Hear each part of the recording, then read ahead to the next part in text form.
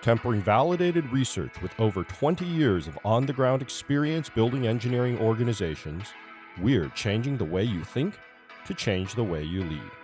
Welcome to the TTL Podcast.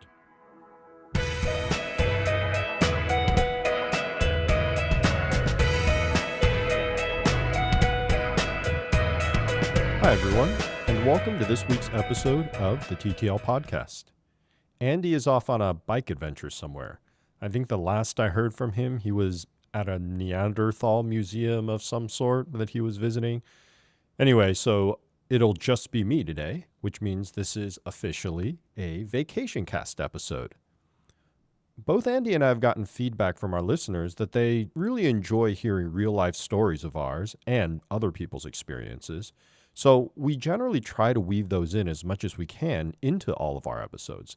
Though, of course, some episodes lend themselves better to that than others.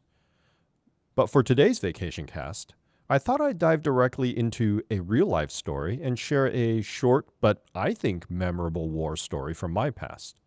Hopefully you all find it interesting, and my hope is that maybe you'll have advice for me about how to handle a similar situation in the future.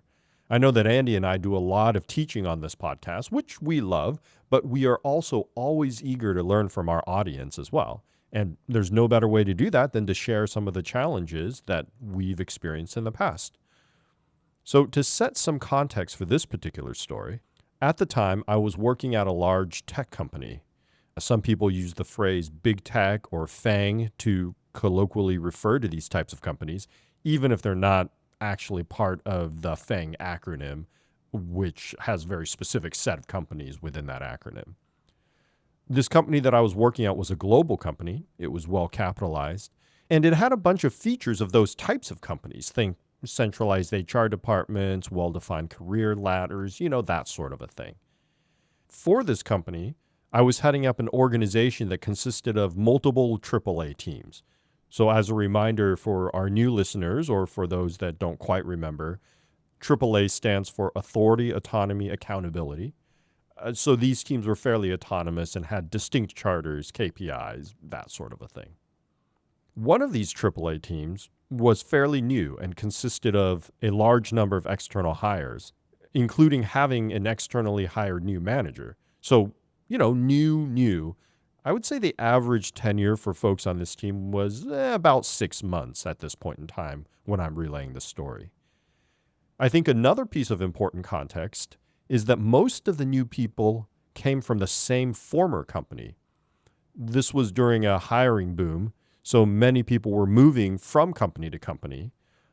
And as part of that move, they would often command more senior titles or larger compensation packages. And, as happens, big tech regularly hires from other big tech as employees get used to the benefits and culture that's often similar between companies in that realm. About a year into building this team, I started seeing an interesting interaction. Many of the new employees were of the same ethnicity, and they would default to their native tongue when speaking with each other. Apparently, this was very common at their previous company, and as more and more people from that company were hired in that were of the same ethnicity, this culture came to manifest itself in my company as well. Now, this was pre-COVID, so everyone was still in the office full-time with very little, if any, remote work. And as is common in tech, we were seated in a cubicle-type structure, although not specifically cubicles. So these employees would lean over to their neighbor, or they'd drag their chair over to another desk and work together with their peer, only conversing in their native tongue and not English.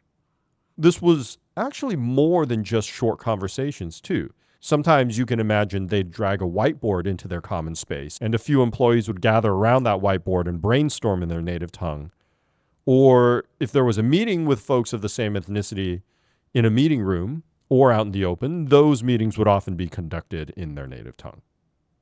Now, I'm curious what all of our listeners think of this situation and how you all would handle it if this were your organization.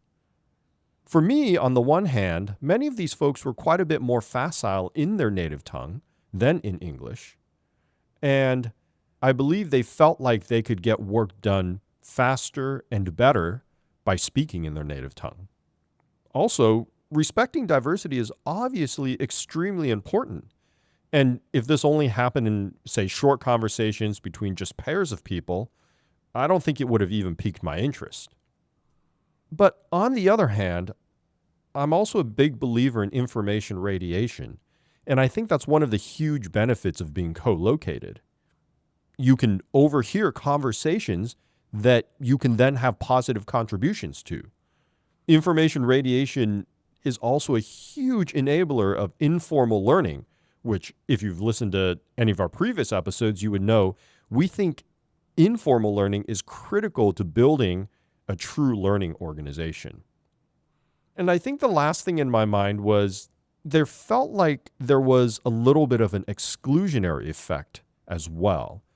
As the size of that team grew, for whatever reason, the non-native English-speaking population became larger and larger and larger, and the native English speakers began to feel excluded. Now, I want to point out that this is a feeling, right? We're talking about that they felt excluded.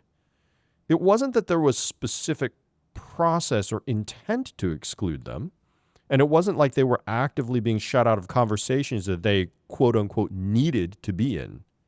So as an example, any meeting that had the whole team in it, for example, would always be conducted in English. There was no question about that.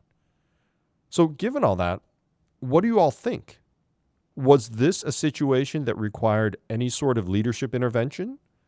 And if so, what sort of intervention?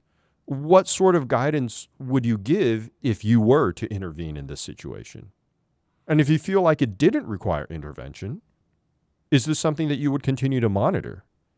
And if so, I'm curious, what would be your framework for deciding when, if ever, future intervention was required? So curious to hear everyone's thoughts, and I'd be happy to share mine as well. Let me know what you think. hosts@theTTLpodcast.com. And if we get some good discussion going here, we might even have another episode pulling in people's comments. But for today, I think I'll end it here and keep it short and sweet. I hope you all have enjoyed this vacation cast, and until next time, be kind and stay curious.